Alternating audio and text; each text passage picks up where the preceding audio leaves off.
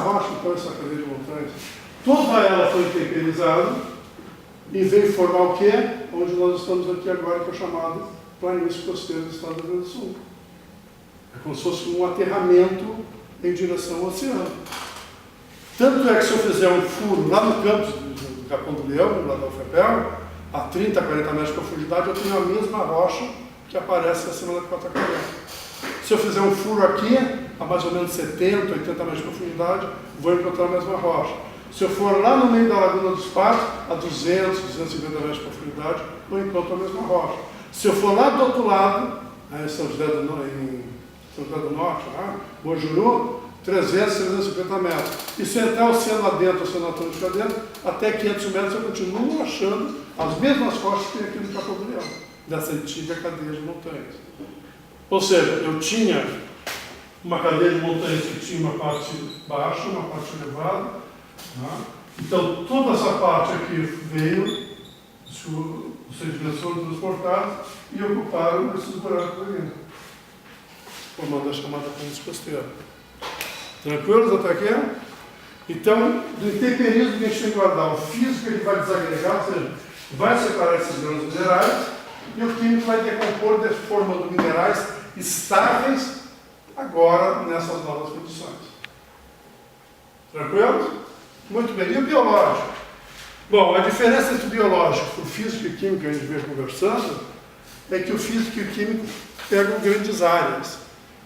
Por que eu falei para vocês, os países lá do hemisfério norte estão todos acima do trópico e, portanto, possuem clima temperado ou frio, né, do Ártico? Porque interessa essa posição geográfica.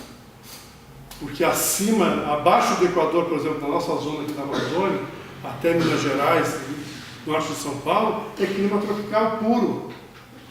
Então, é um tipo de clima que trabalha com toda essa região, então desde o sul de São Paulo até o Equador. Ou do Equador para cima também, mais um pouco até chegar na Flórida, por exemplo, nos Estados Unidos.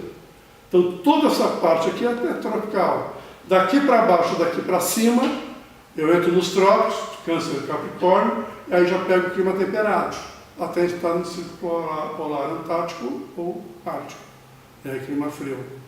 Mas o que isso significa exatamente? Significa que em clima tropical, a rocha não aguenta. É muita umidade, muita temperatura elevada, a não ser nas partes mais elevadas, onde de noite faz frio, mas mesmo de dia nas partes mais elevadas é um calor do cão. Se vocês vão visitar lá, por exemplo, Machu Picchu está no vale, mas Cusco, que é muito mais alto, que é a primeira cidade que tem que chegar a Machu Picchu, é um frio infernal no inverno, de noite, mas de dia é muito quente. Apesar da altitude lá, 2.000 metros de altitude. Então, isso modifica as relações de resposta da rocha. Então, cada uma delas vai dar um tipo de resposta. Mas se eu pegar o biológico é restrito geograficamente em área. Vocês vão achar engraçado, mas, por exemplo, se eu pego esses campos sujos aqui do Rio Grande do Sul, aqui na metade sul, que tem aqueles cupinzeiros, que a gente anda aí pelo campo e aparece aquele bando de coisinhas assim de cupim, que a gente chama de campo sujo. Aqueles cupins eles soltam um ácido que vai degradando toda a rocha que está lá embaixo. Vocês já tiveram a oportunidade de ver um formigueiro ao vivo, em museu, em laboratório de biologia? As formigas são os engenheiros de minas da natureza, Então vocês vão ver eles fazendo, eles fazem sanduíche de vidro, joga a terra lá para dentro e solta a formiga lá para dentro. Daqui a pouco eles montam as galerias todas, túnel de acesso, as galerias, exatamente igual a mineração subterrânea. Só que como é que eles conseguem fazer aquilo se as formigas não tiram o material para fora? Eles não têm os equipamentos que nós temos de perfurar, abrir as galerias, mas esse material todo tem que ser colocado para fora da mina.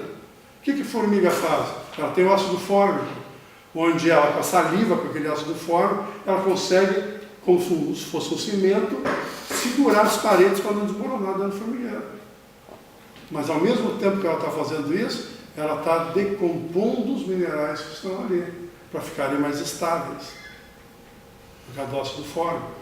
Se eu pego agora um vegetal, uma árvore, O que tem na ponta da raiz das árvores? Alguém sabe um pouco de biologia aqui? Tem a chamada coifa. E o que tem na coifa? Bem na ponta da coifa, tá? Eu tenho ali uma troca de ácidos, para ela poder tirar os nutrientes do solo, para entrar na alimentação da árvore. Mas antes disso, o que a raiz fez? Um trabalho mecânico. Ela vai empurrando, vai abrindo espaço para aquela raiz expandir, para poder sustentar o vegetal. E lá na ponta ela está aproveitando e trocando lá os ácidos com o material que tem na rocha ou nos minerais e puxando lá. O que precisa o vegetal para crescer? Sódio, potássio, magnésio, enxofre. Está puxando tudo fósforo, está puxando tudo isso das rochas, dos minerais que constituem as rochas.